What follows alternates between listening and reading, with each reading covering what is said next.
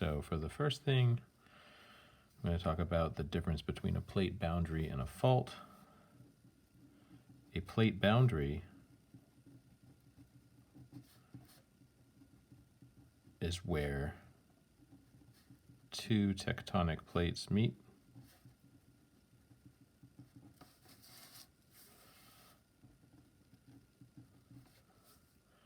And a fault is a break or crack in rocks. Faults are smaller than plate boundaries. Faults tend to occur near plate boundaries, but they're two different things that are related. So there's three types of plate boundaries.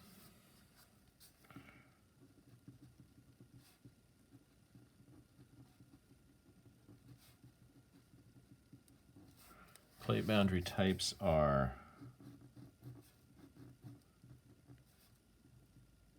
divergent,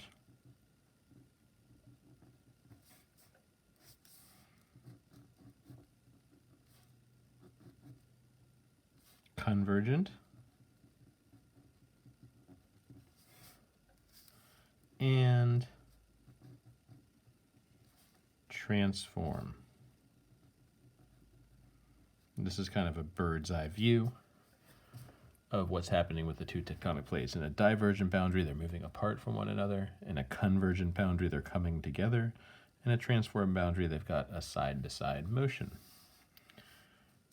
The stress that is associated with each of these types of plate boundaries is tension for divergent boundaries, compression for convergent boundaries, and shearing for transform boundaries. Each one of these plate boundaries is associated with a type of fault as well. This is more like a side view of what's happening with the fault, but I'll draw these out as well. That is a normal fault. A normal fault is what happens at a divergent boundary where there's tension.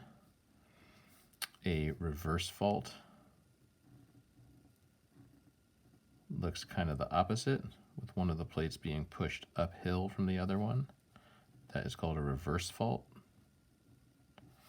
And sometimes that's called a thrust fault as well. And then the transform boundary is associated with something called a strike slip fault. And that has the shearing and the side-to-side motion of the two pieces of rock. So plate boundary types, that's where two tectonic plates meet. So they can either be divergent, convergent, or transform. Stress can be tension, compression, or shearing in the same order. And then faults are normal, reversed, and strike slip. And so these are associated with one another. Divergent plate boundaries have tension and normal faults. Convergent plate boundaries have compression and reverse faults. Transform plate boundaries have shearing and strike slip faults. And you could get a question on the test that's like, what kind of stress is associated with a reverse fault? And the answer would be compression. Or what kind of plate boundary type is associated with shearing? And the answer would be transform. So you need to be able to associate all these things together. So think of them as a chart like this. So let's talk a little bit about layers of the earth. You've got the inner core, you've got the outer core, you've got the mantle, and my circles are far from perfect, and then you've got the crust. So that's inner core, outer core, mantle, and then the crust. And all the plate tectonic stuffs, that is on the crust with a little bit of the mantle involved. The mantle has a more fluid part and a more solid part. The crust with the upper part of the mantle is called the lithosphere.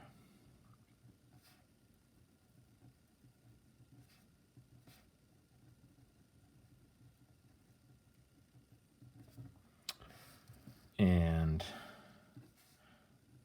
the lower mantle is the asthenosphere. And this is the part where the motion is coming from. In the mantle, you have convection currents, which is warm material rising and cooler material sinking. Convection currents in the mantle are the driving force behind plate tectonics. And I guarantee you that will be a test question.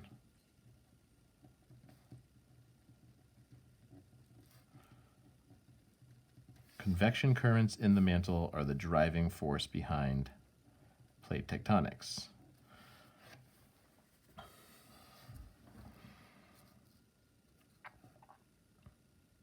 And so continental drift was a theory first proposed by Alfred Wegener, or maybe it's Wegener.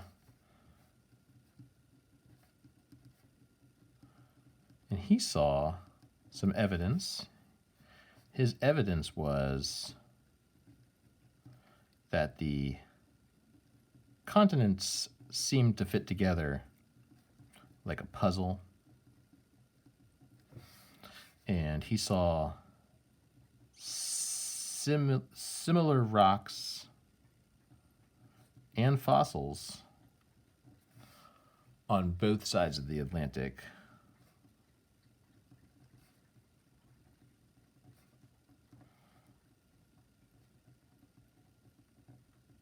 But he didn't know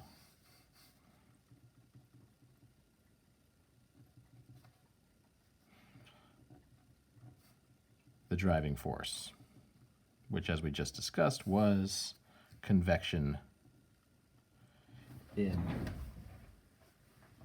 the mantle. And along came a guy named Harry Hess,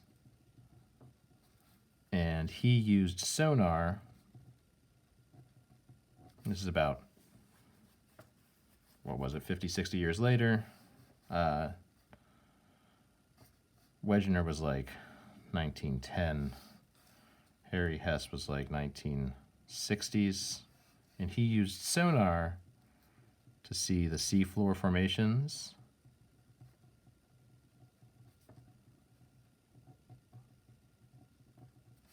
And sonar allowed him to see what was going on at a divergent plate boundary, where you have magma rising up to the surface, or to the under the ocean, but the surface of the crust, and two layers spreading apart. He saw this magnetic striping, where it was positive and negative and positive and negative. And he figured out that, well, with some help from some other folks, that the further away you got from the spreading center, the older the material was, and closer to the spreading center, you had the newer ocean floor. And that was part of figuring out what was happening where new crust is created. That's the driving force behind plate tectonics, and that's caused by, once again, convection in the mantle.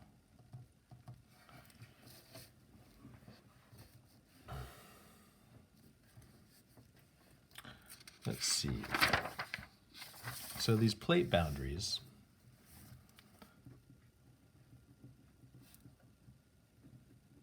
they're where we have our most geologic activities. So plate boundaries are where you normally have, or where you find, volcanoes, and that's also where earthquakes happen.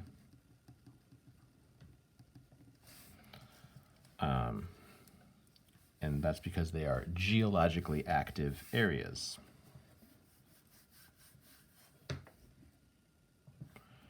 So you can have, let's talk about earthquakes for a second. The way earthquakes are measured are by this thing called a seismometer. And it's kind of like a needle on a piece of paper. And as long as the line is straight, there's no earthquakes occurring.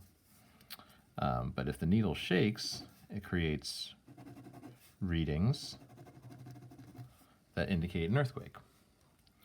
The first waves that show up are called P waves. The second waves that show up are called S waves. That's primary waves and secondary waves. And then you have your surface waves. And those are the ones that are most destructive. Primary waves and surface waves, what's important about these don't destroy anything, but the time that elapses, meaning the time that passes between the P waves and the S waves, tells you how far away the earthquake is. So your earthquake station is measuring the P waves, the S waves, and the surface waves, but when the P waves and the S waves are really close together versus a little further apart, so this is P, this is S, this is P, this is S. Let's put a third one in there. This is P, this is S. So we have three stations here. Let's say this one is New York, this one is Boston, and this one is Richmond. And you have New York's going to be the closest to the epicenter of the earthquake, and Richmond's going to be furthest away from the epicenter. Boston's going to be somewhere in between because the P and the S wave are furthest apart in Richmond and closest together in New York. And you would use this information from three different locations. This is called earthquake triangulation. And in earthquake triangulation, you need three seismic stations with their seismometer that read the P and the S waves. And from the time that elapses between the P and the S waves, you can tell how far away the earthquake is. So this is not necessarily to scale, but you would have for each station, because of the time that elapses between the P and the S wave, you would know how far away the earthquake was, so you'd have a radius, but you wouldn't know in what direction. And that's why you need three different stations, because those three stations are they're going to intersect in one spot. And so that place where they intersect, that is called the epicenter. The epicenter of the earthquake, in this case, was closer to New York and further away from Richmond. So here's my city buildings in New York, and somewhere nearby is the epicenter. That is the place on the surface where the earthquake occurred. But if you go down underneath the ground, you find the focus, which is really where it happened. That's where there's a fault, and there's been movement along that fault that caused the earthquake.